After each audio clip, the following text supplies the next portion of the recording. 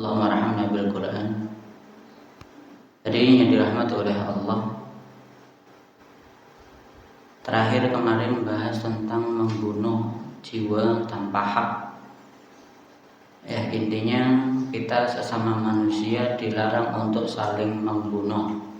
Karena lebih-lebih kepada sesama muslim, antara muslim satu dan muslim yang lainnya itu haram darahnya, haram hartanya, dan haram kehormatannya.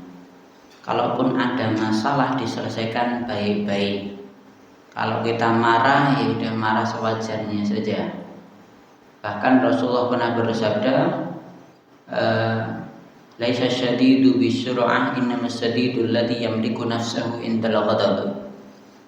Bukan termasuk orang yang kuat itu adalah orang yang pandai bergulat, pintar gulat, menangan ketika gulat.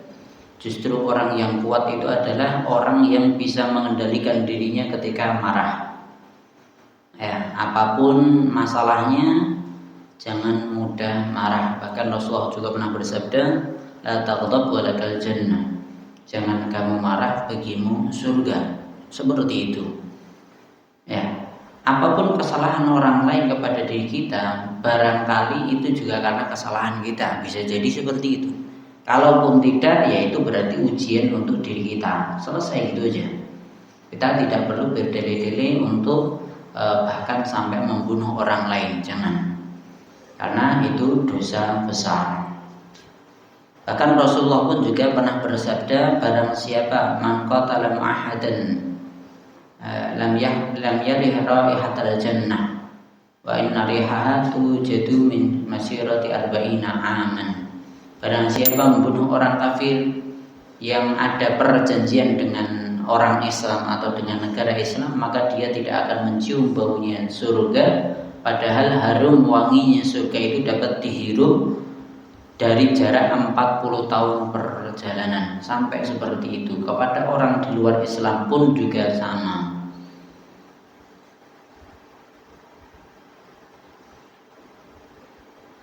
Selain itu Rasul juga pernah bersabda, barang siapa membantu pembunuhan atas seorang walaupun dengan sepenggal kata, niscaya akan bertemu dengan Allah, sedangkan di antara kedua matanya tertulis orang yang putus asa dari rahmat Allah Subhanahu wa taala.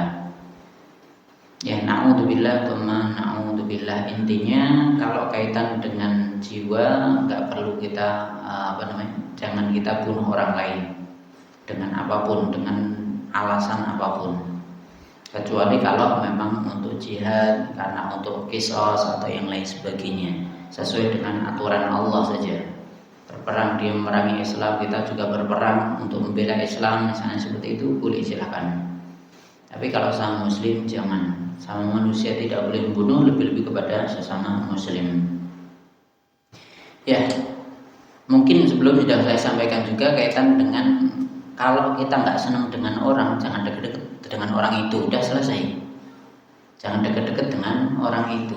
Kalau kita udah tahu itu orangnya nggak baik, nah udah ya udah. Kalau ketemu sehilu udah menjauh gitu aja.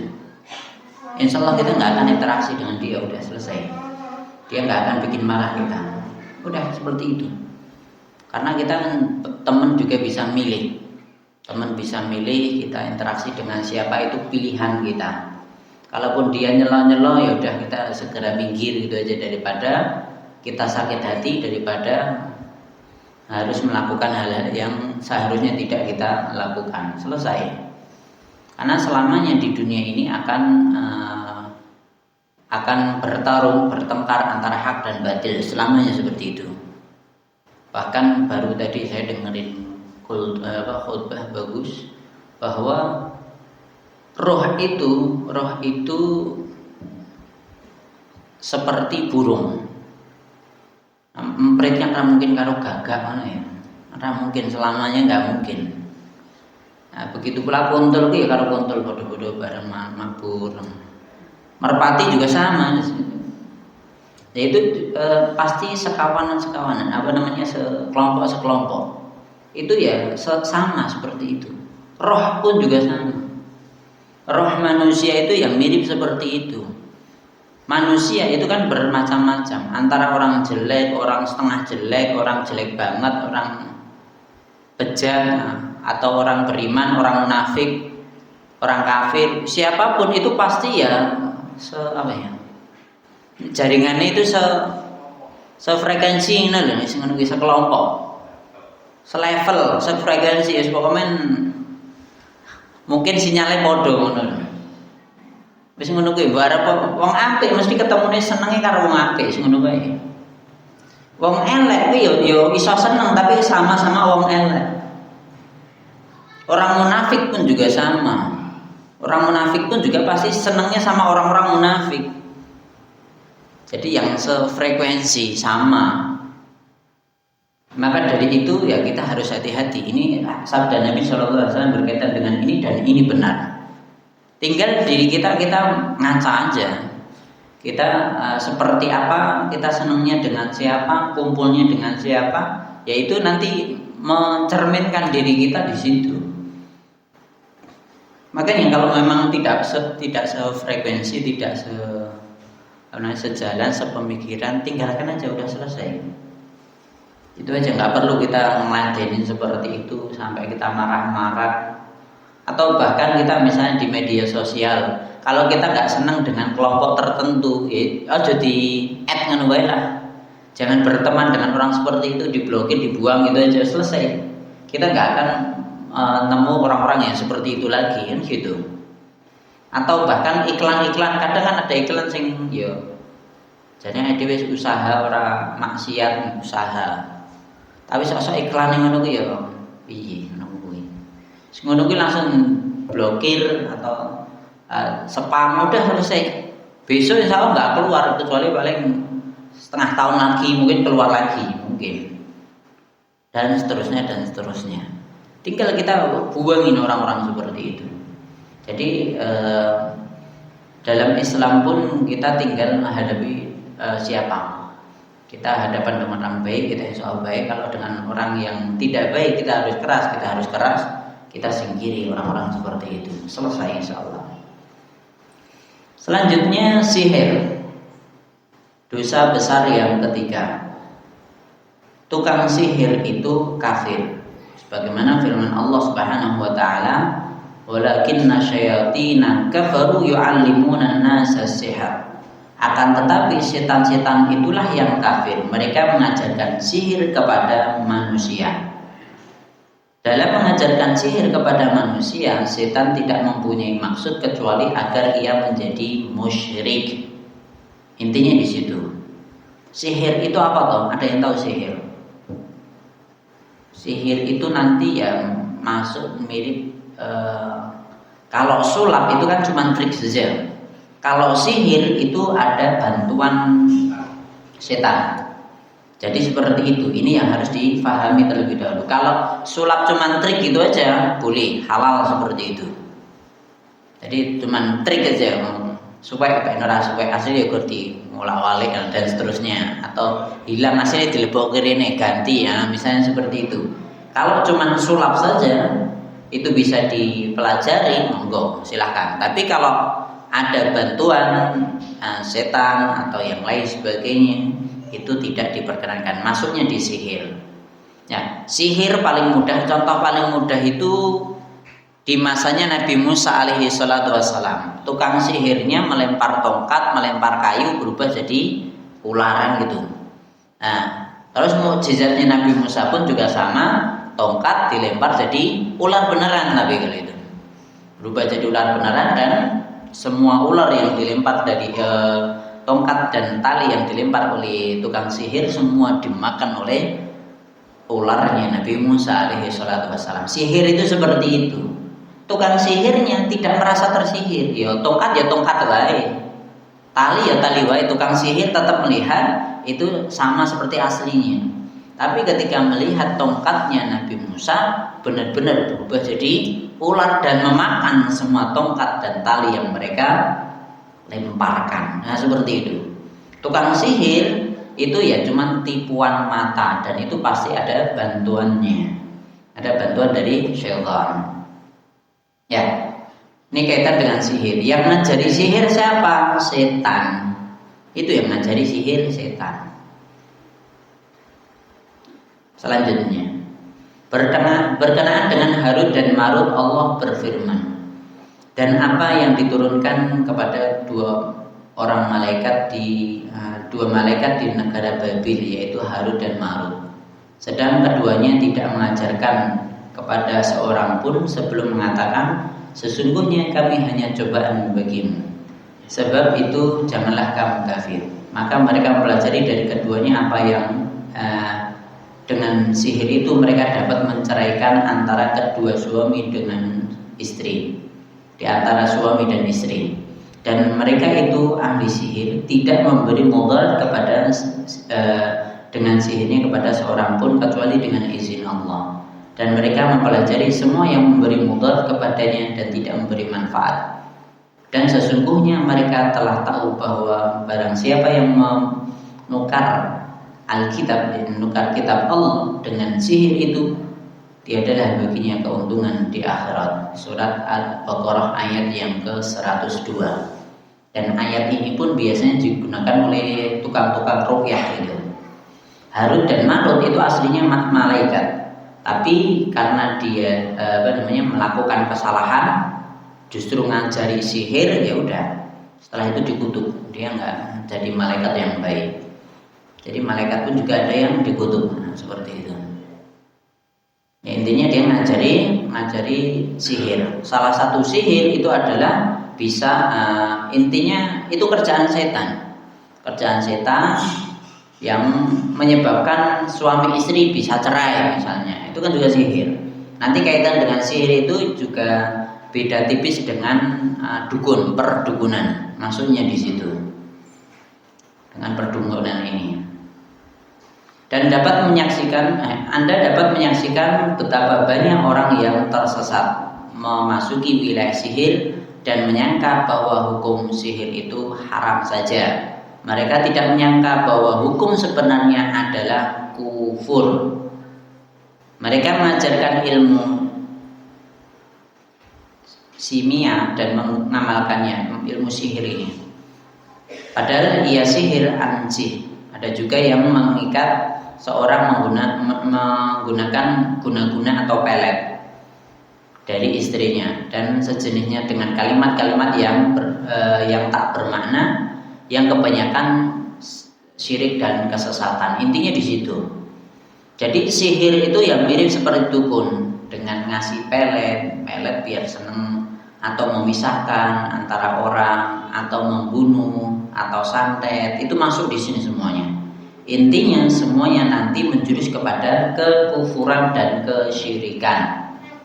Kita harus hindari itu. Hukuman bagi penyihir adalah dibunuh, sebab sihir itu kufur kepada Allah atau mendekatinya. Nabi SAW pernah bersabda, jauhilah 7 perkara yang membinasakan. Lalu beliau menyebutkan diantaranya adalah sihir. Maka seorang hamba mestinya bertakwa kepada Rabb-Nya dan tidak memasuki wilayah yang membuatnya merugi dunia akhirat. Telah sampai kabar dari Rasulullah SAW bahwa hukuman bagi penyihir adalah dipancung dengan pedang. Namun yang benar ini adalah pernyataan sahabat Jundub. Ya, intinya sihir pantas untuk dibunuh.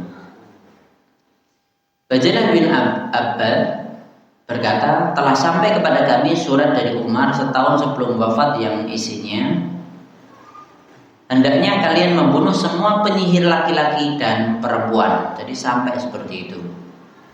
Kenapa Umar bin Khattab sebelum meninggal itu nyuruh seperti itu? Karena di masa Umar kan Islam jaya. Islam banyak melakukan ekspansi, maksudnya masuk menjajah, membuka tanah-tanah yang sebelumnya kufur jadi Islam semua, gitu kan. Banyak sekali tanah yang seperti itu. Namun kan tetap akan ada orang-orang yang asli, misalnya dikatakan pribumi dari orang-orang situ yang masih menggunakan sihir-sihir seperti ini. Nah, karena itu dalam kekuasaan Islam, maka Umar mengatakan kalaupun ada penyihir atau yang Datang ke tukang nasi ya bunuh mereka sampai seperti itu. Penyihir laki-laki ataupun perempuan semua boleh dibunuh. Dipersilahkan untuk diperintahkan untuk dibunuh orang seperti ini. Wahab bin Munabbih berkata, di antara buku-buku yang saya baca ada yang menyebutkan bahwa Allah Subhanahu wa taala berfirman, tidak ada ilah yang berhak diibadahi kecuali aku. Bukankah termasuk waliku orang yang menyihir dan meminta disihir? Juga orang yang praktek dukun dan yang minta jasanya. Juga orang yang tatayur, meramal nasib dengan burung dan yang memintanya. Intinya ini dijadikan satu antara sihir, dukun dan tatayur. Meramal nasib dengan burung, misalnya bawa burung, kok nek ngalor, nek kanan berarti jalan, ke kiri nggak jalan. Menggo maju sih tau gak kok menggo nganan apa ngiri. Nek nganan berarti perjalanan dilanjutkan. Kalau ngiri nggak jadi lah gitu. Tatoyur itu seperti itu. Atau semisalnya nanti masuknya di sihir tadi. Masuknya di sihir. Ya, hipnotis masuknya di sihir. Kan menghilangkan pandangan mata atau dia bikin gak sadar atau yang lain sebagainya, masuknya di situ. Intinya semua sama di sini, haram. Ngapain ya?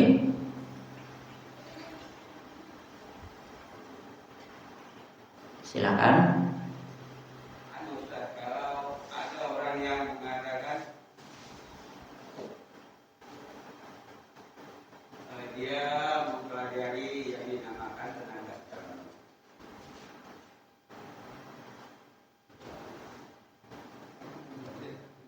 Mungkin dimatikan bengong tadi mungkin.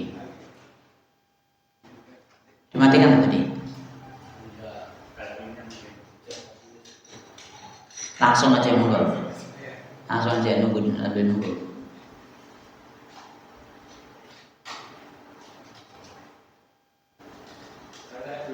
Monggo silakan. Kalau misal saya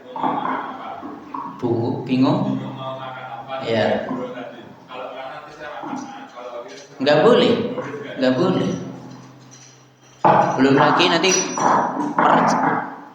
perjalanan. Halo.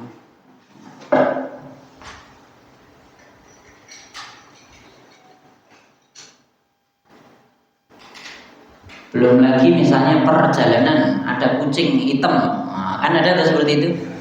Nah, berarti oleh balik-balik ngono jarene. Itu juga sama saja. Nanti atau misalnya Muharram menikir oleh nikahan, ini tuh. Peroleh mantu lah bener, peroleh mantu. Wis ngono kuwi justru nek isa mati langgar wae ngono-ngono kuwi. Paham ya sini? Nah, silakan monggo. Sekarang ini banyak orang-orang yang mempelajari tenaga dalam gitu kan. Ya. Nah, kemudian bagaimana kalau tenaga dalam itu digunakan misalnya untuk mengubah orang dan sebagainya gitu kan. Nah, itu hukumnya gimana itu biasanya? Termasuk tergolong kelompok mana itu? Gini. Yang sering terjadi ya kaitannya dengan tenaga dalam atau nanti pencak silat itu banyak yang nanti masuknya di sihir ini, nanti kejawen itu nanti mereka tetap pakai bantuan setan. Itu jangan. Bahkan kakak saya itu juga mendalami ilmu sing PSHT itu loh, tahu? Ngomong langsung, karena kakak saya memang gurunya PSHT, kakak ipar saya. Ya, ketika belajar PSHT itu awalnya ya dasar saja, biasa aja latihan. Yang penting kita latih ketangkasan, kecepatan, kekuatan, tenaga. Logis lah itu. Itu masih awal, di ilmu awal masih sama. Bahkan sampai kakak saya jadi guru itu juga dasar. Tapi kalau itu dilanjutkan lagi nanti pasti menjurusnya pada ilmu hitam. itu tidak diperkenankan. Nanti dikejawen, ilmu hitam, tenaga dalam yang sampai misalnya untuk bunuh orang, itu berarti itu masuknya di kesyirikan juga, sama di sini. Oh ya, terima kasih. Oke. Jadi seperti itu, lebih-lebih ketika belajar bela diri untuk membunuh orang lain atau menciderai orang lain. Jadi kalau misalnya terjadi turnamen, itu pun juga tidak boleh menciderai orang lain sampai misalnya patah tulang, nggak boleh. Kalau ketika saya belajar bela diri, itu guru saya bilang itu untuk menjaga diri kita saja. Kalaupun untuk membela diri kita aja, untuk membela diri kita ketika dilawan orang lain, kita bisa bela diri. Udah itu saja. Bukan untuk menciderai orang lain, melukai orang lain, tidak. Lah kecuali dalam keadaan kepepet, dikeroyok wong 10, lah ya wis. Lah kan ya tetap kita harus mateni apa mati, ngono toh? Kan ngono, tetap. Hah? Ya tergantung keadaan. Tergantung keadaan kita. Misalnya kan tadi kaitannya dengan bunuh itu dosa besar. Lah kalau kita ngomong apa mulai ngaji ini bengi-bengi dicegat ning dalan dikeroyok wong 10. Arep dirampok. Masa ade bunuh dosa ya ora. Kita kan membela diri kita dan menjaga harta kita. Itu halal. Bahkan Nabi bersabda, "Man qutila duna malihi fahuwa syahidun, man qutila duna damihi fahuwa syahidun, man qutila duna ahlihi fahuwa syahidun." Siapa yang terbunuh karena membela jiwanya, dia syahid. Siapa yang terbunuh karena membela keluarganya, syahid. Siapa yang terbunuh karena membela hartanya, syahid dia. Berarti di jalan yang benar, selesai. Kan benar kan, ada orang merampok kita, kalau misalnya pernah terjadi kesalahan ngerampok kok wong ahli bela diri, itu pateni gentine kan ngono, pateni kalah. Justru keluarga korban minta sing dirampok njaluk di penjara. Irmu di Indonesia ya tetap di penjara di Indonesia. Bahkan seperti itu.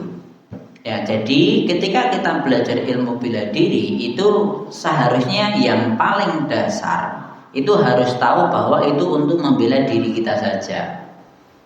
Kalaupun bisa mengalahkan tanpa ngasorki, itu lebih baik kan gitu kan. Yang penting dia ngaku kalah, selesai kan gitu. Udah selesai, oh saya ngaku kalah, udah. Kan gitu aja. Jangan bunuh orang lain, bahkan misalnya di pondok misalnya. Itu juga sering terjadi di pondok, ada latihan. Saking dia marah sama dia, pengen sabung menunggu sampai dipatah kakinya. Itu pasti orang yang tahu ilmunya marah pasti. Bukan gitu caranya, gitu loh. Jadi kita sabung, kita latihan, kita berduel di tengah, dilihat oleh orang banyak. Itu ora kaya ning film Jackie Chan kae ora.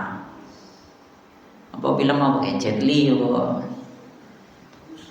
Bruce Lee apa sing Wing Chun ya lah sing namanya.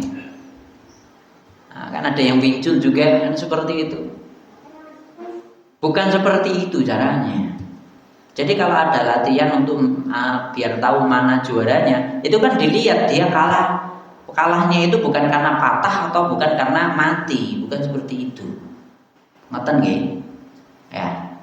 Yang penting jangan pakai ilmu karena untuk belajar itu ada ilmu hitamnya, maka itu tidak diperkenankan. Ada maksudnya ilmu hitamnya yo ning jurus ning santet, jurus ning sihir, jurus ning sing kesetan lah intinya, seperti itu. Bahkan nanti juga ada suruh beleh ayam jago, pokoknya ini enak ciri-cirinya pokoknya. Intinya gitu. PSHT itu ada seperti itu. Menulis ilmu tekan kene, pokoknya kowe kudu ngene. Lah itu kalau tidak tidak tahu ilmunya, ya bisa jadi dia syirik, mengorbankan itu untuk setan kan gitu. Naudzubillah min syarri dzalik. Makanya kita harus tahu ilmunya. Nah, ketika itu di kakak saya tahu dan tahu agama, ya wis diniati orang go setan, aku sedekah ngono. Dia beleh ya beleh, baru di sedekah. Kan perintahnya jadi ngono, beleh kon sedekah. Tapi kalau itu nanti menjurusnya kepada kejawen, ya wis beleh kok akhirnya tinggal sedekah ning setan gue mau. Naudzubillah min syarri dzalik. Gitu nggih. Barangkali yang lain monggo silakan. Kalau misalnya ilmu yang saya tahu sama saya itu bisa diturunkan enggak? Sama kalau bisa, itu nanti orang yang dituruni itu harusnya gimana? Jadi gini, soalnya ada cerita ke saya cerita kalau tiba-tiba itu suatu hari bisa melihat ya makhluk yang sesuai lain. Tapi mikirnya kan diturunin. Cuma diceritain juga kalau sebelumnya tuh kayak disuruh puasa mungkin dulu sama orang tuanya. Tur dilakoni. Lah ya salah. Ya itu salahnya di situ. Salahnya manut sing poso sing reneng dalile. Makanya bid'ah itu yang harus kita hindari di situ. Makanya kita melakukan apapun itu harus tahu ini untuk apa. Kalau kita cuma disuruh, kita manut, ya wis, akhirnya masuk pada diri kita. Ya, perlu diperhatikan bahwa itu pun juga akan ada orang-orang yang minta dibantu. Misalnya neng kemukus apa kan? Apa tuh? Ngasih mana kayak guru cari ini aku orang ngerti. Apa neng ngerti apa kan golek ngono kuwi lah. Golek sing ngono-ngono kuwi misalnya. Berarti dia kan nyari. Nek nyari berarti jalan untuk nyari mau perjalanannya misalnya ke mati, musyrik kok jelas. Kan gitu berarti mencari setan. Setelah itu ya memang katanya ya tenang. Mbok golek pasangan, golek pesugihan atau yang lain sebagainya. Apapun itu jenengan arep ning kemukus apa ning lawu apa ning endi terserah. Rene kaitane umpamane kuwi ya syirik ya ngono kuwi. Jarene mbae ngono jarene. Pokoknya aku kan pernah saya ndaki jenenge wong normal. Aku cek enom waktu itu cek ngaku enom biyen. Cek ngaku enom biyen. Intinya saya masih muda, nggowoku rabet lho. Aku mlaku wis kesel mengkis-mengkis. Enek wong ora nggowo apa-apa mlaku ora nganggo sandal piye. Ya Allah ya Rahman. Mlakune cepet banget soalnya ya Allah ya Rahman. Iso. Kok mboten nganggo ngadem sandal. Ya jarine ora oleh nganggo sandal. Berarti ya kuwi mau. Nah itu semua pasti dilakukan oleh orang-orang edan ini gimana wis. Pokoknya kowe kudu ngene ning kene. Nah, mesti ana aturane kuwi. Lah, aturan inilah yang nanti menyebabkan jenengan awalnya masuk sedikit kesirikan tambah lama tambah jauh dari Allah Subhanahu wa taala. Jadi seperti itu. Apakah bisa diturunkan? Bisa. Sedikit cerita. Mbah Laya dulu pun juga punya. Jadi enek sing mlebu ning awake enek. Iya sing ngono kuwi, enek setane kok men. Mbah Laya. Yo ngakune muslim mbahku yo. Kok ngono kuwi bahkan ceritanya dulu. Kalau wong desa biasanya nikah dengan sepupu kan enggak boleh toh. Biasanya gitu. Padahal itu kan dalam Islam halal boleh. Kan dia maksa kudu oleh ora oleh diangkat ke lemari jati, lemari biyen jadul kan kuantel abot ya. Besar. Full isine lho, diangkat tok piye. Kuwi lemarine tok diangkat wong lorone semedel-medel ra iso kuwi, lemarine tok. Gua ki full isine. Diangkat dhewe piye. Karena ya memang pengen nikah karo sepupune, sekarang mbahku ku mau Mbah Putri. Saking wis duwe iki mel. Duwe ilmu ngono kuwi, mesti ana gawane kuwi. Seperti itu. Ya udah, ketika hidup ya lemu, cik. Pas dadi mbahku awale cek lemu. Ketika ninggal kalek relung karo kulit. Relung tok. Udah, karena memang asline wis mati, tapi karena setane jek pengen ning kono ya sampai akhirnya wis ngono kuwi. Itu sering terjadi. Dan setane dari mbah tadi pengen masuk di ibu saya. Pengen masuk di ibu saya. Anaknya pinter ya, 7, 8, atau 9 anak mbah itu. Mbok sing pertama wegah, dua mbok kabeh wegah. Masa nek ibu saya itu jelas sholat terus kok ngono lho. Jelas sholat terus itu lho. Orang mungkin iso ngono. Intinya ditolak sama Mbah Putri, ora oleh aja rono ngono men. Tapi ya ngotot setane ya pengine rono. Pengennya ke ibu saya. Akhirnya Mbah ninggal. Ibu saya setelah itu sakit-sakitan. Ibu saya setelah itu sakit-sakitan. Kira-kira tahun 2007 atau 2008. Intinya sebelum itu udah sakit-sakitan, kakinya sakit intinya. Rekso ning dokter ngendi-ngendi sehat rene apa-apa ngono. Tapi reso mlaku piye? Di rongsen dicek kabeh dicek wis. Kemungkinan ini mau kedokteran kabeh wis dicek sehat. Tapi reso mlaku piye? Bingung kan? Padahal waktu itu mau haji. Kenapa kok saya ingat 2007 2008? Karena itu hajinya ibu saya. Nah sebelum itu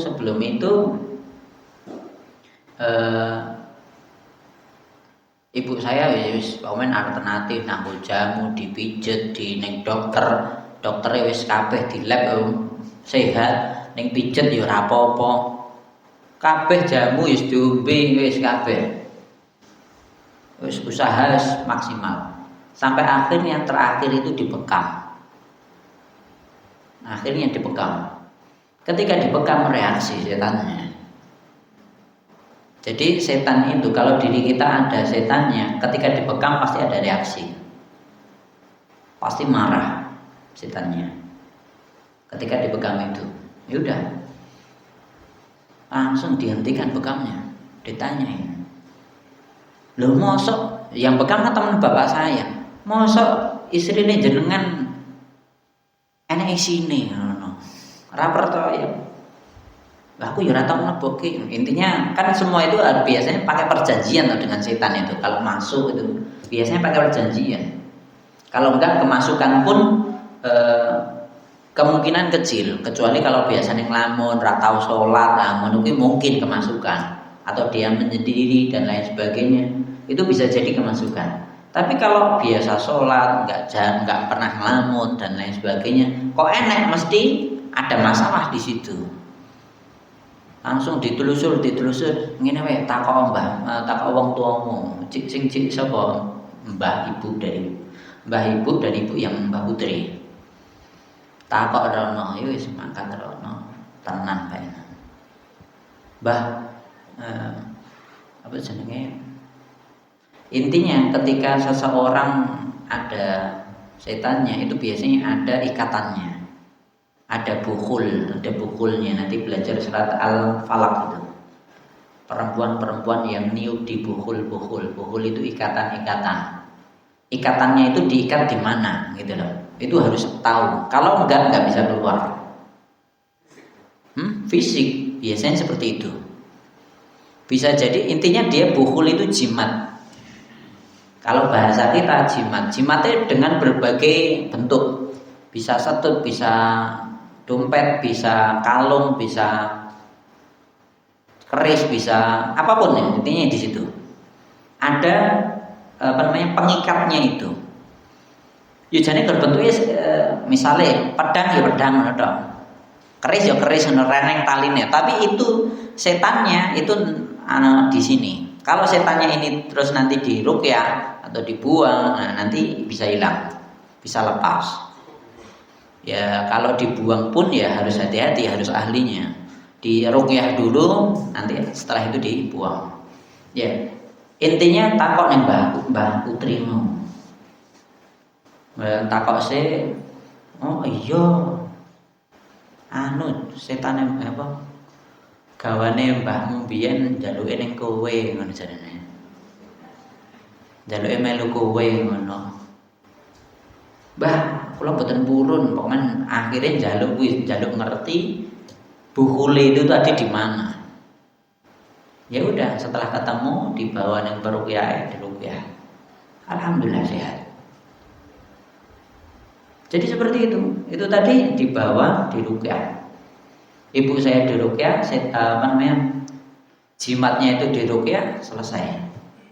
Selesai masalah dan setelah itu berangsur baik. Dan qadarullah ya tetap namanya sakit kan nggak langsung terus sembuh gitu saja kan tidak. Ya tetap mungkin jalannya belum sehat banget itu belum sih. Ya setelah itu berangkat haji. Berangkat haji qadarullah ya salah satu ilmu yang saya dapatkan dari orang tua saya itu tadi hadis Nabi, pokoknya saya diwanti-wanti ning kono ngombe zam-zam, minum sesuai dengan keinginanmu apapun itu. Nah. Ya qadarullah bener. Ibu saya yang minum itu dan qadarullah sehat. Sehat bisa jalan lempar jumroh, ora kursi roda ora. Terus tawaf, sa'i bisa jalan semua. Qadarullah. Bismillah. Minta pertolongan Allah, sehat. Jadi sampai seperti itu. Cukup? Barangkali monggo. Ini.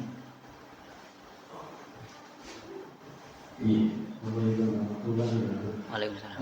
Saya mau tanya, kalau seandainya ilmu itu untuk kebaikan, misalkan seperti siapa yang joget-joget itu, yang dipijit itu. Itu gimana Ustaz?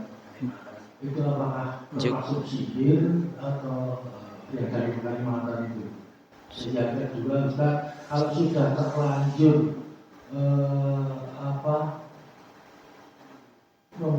diberi ilmu itu, kalau tidak dikeluarkan bagaimana Ustaz?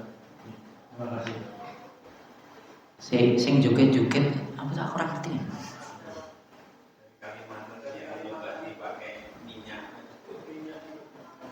Minyak apa?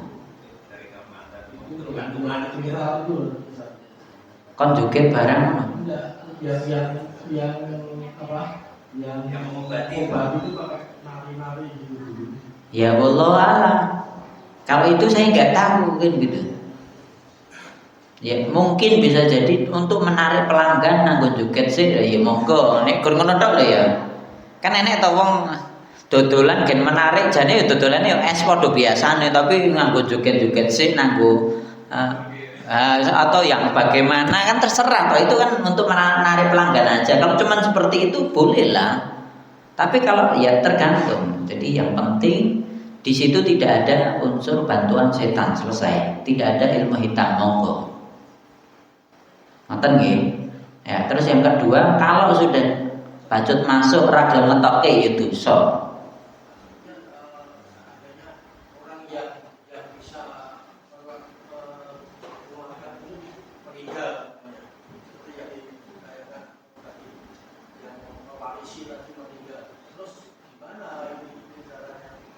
Ya untuk membuang kan tadi tinggal bukulnya tadi, bukulnya ikatannya tadi, jimatnya tadi diruqyah selesai.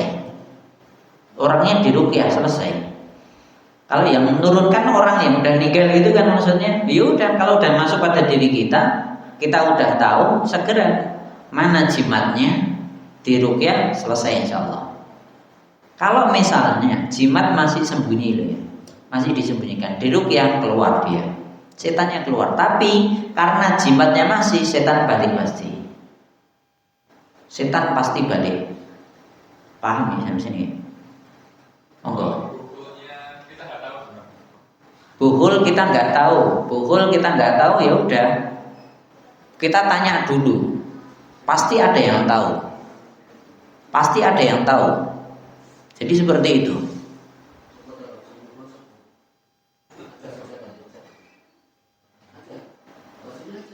Wes, ojo ngaku aku ra iso. Aku langsung ngomong ya. Tak tekake ning nggon kiaiku ngono sing khusus untuk ini bisa saya insyaallah. Wah, ngono. Oh. Ya, ini nggak kelihatan, bahkan nanti teman saya yang peruqyah itu nggak bisa lihat. Jadi nggak bisa lihat setannya piye, orang ngerti. Bahkan Nabi pun juga sama, nggak bisa lihat. Pripun? Kalau bisa lihat, justru orang yang bisa lihat itu nggak benar. Misalnya punya indera keenam, itu nggak ada, mau kosong. Itu dalam Islam itu salah semuanya. Itu harus ditutup. Iya, itu pasti turunan dari orang tuanya. Maksudnya ditokdokin anake ngono kuwi. Itu omong kosong. Sejak lahir bisa lihat atau omong kosong nggak bisa. Kecuali dimasukin sama orang tuanya. Itu sering terjadi. Kenapa kok dimasukin? Itu sering terjadi. Bahkan saya pernah dulu di SMA Islam. Itu ada perempuan sing ngono kuwi. Enek peruqyah wis teko rono, diruqyah wong tuane teko. Wong tuane teko, iku mau ora wis ditokke lho, betul. Bingung nek. Jadi ning kono kumat diruqyah, peruqyah wis teko. Wong tuane lagi teko. Ditakoki apik-apik. Lah sing leboke wong tuane lah ya ora iso arep ngopo. Ya, itu kalau dikeluarkan itu pasti akan balik lagi kalau bukulnya masih gitu loh. Ustadz, lah ya wis serah diri, wis balik nang wong tuane. Ngono tok. Ruqyah nek sak apa? Karena itu tergantung dari pihak orangnya yang bersangkutan atau keluarganya atau yang memasukkan itu. Kalau tidak, nggak bisa keluar. Cuma dibiarin itu karena sudah kan udah nggak serumah gitu misalnya, atau udah pindah rumah gitu, dan bukulnya jaraknya jauh. Meskipun seperti itu, tetap harus diruqyah. Jadi bukulnya harus dibawa, nggak bisa. Bukulnya itu ikatannya itu harus dibawa. Kalau nggak dibawa pasti balik. Yang balik setannya atau bubur? Setannya. Kalau saya gini, karena nggak tahu yang mana, jadi milih.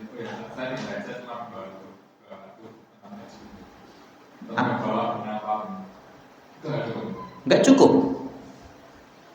Meskipun misalnya serang nggak apa-apa guna kelambi kakak tak wis. Apa sarungan ganti sarung gantian wis misalnya kabeh dilepas. Bukul kalau masih di rumah atau neng omah bae apa ning ujung dunia masih. Jadi masih nanti akan kembali ke situ. Jadi tetap harus ditanya bukulnya mana, pengikatnya mana. Kenapa kok bisa masuk di situ? Pasti ada pengikatnya. Pasti ada jimatnya. Jimatnya inti. Kalau nggak mungkin tanpa jimat itu nggak mungkin. Paham ya sampai sini guys? Barangkali yang lain? Monggo ibu-ibu boleh. Assalamualaikum warahmatullahi wabarakatuh. Waalaikumsalam. Pak, susu apa termasuk sihir juga? Jelas. Jelas sihir. Jadi masuk susu apa? Susu kecuali ini jujur ya. Itu sama saja. Nanti masuknya di susu bisa jadi kaya kan ada toh. Ngono ki duwe pegangan kan sugih kan eneng ngono ki ya. Penglaris atau yang lain sebagainya. Itu semua masuk di sini. Semua masuk di sini. Paham ya? pelet. Nah, pelet atau pelet kan wong gen seneng ketarik. Nah, atau misahkan antara suami dan istri itu kan ada toh. Misahkan berarti apa namanya? Bojone kuwi dipelet rene kan ono enek to ngono iki. Itu sering apa namanya? Ya, itu semua masuk di sini.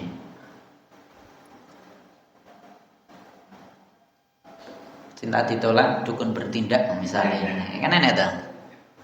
Cukup Bu. Satu lagi ya Pak. Monggo. Dulu itu pernah mbak saya itu pernah hamil besar kali ya, nenek 7 bulan 8 bulan. Itu tahu-tahu pulang dari ke pasar hilang gimana itu termasuk apa? Pak ya termasuk sihir apa? Digugurkan kuwi. Ya itu baik. Sing ilang bae. Maksudnya mbak saya dulu hamil tua. Heeh. Tahu-tahu pulang dari pasar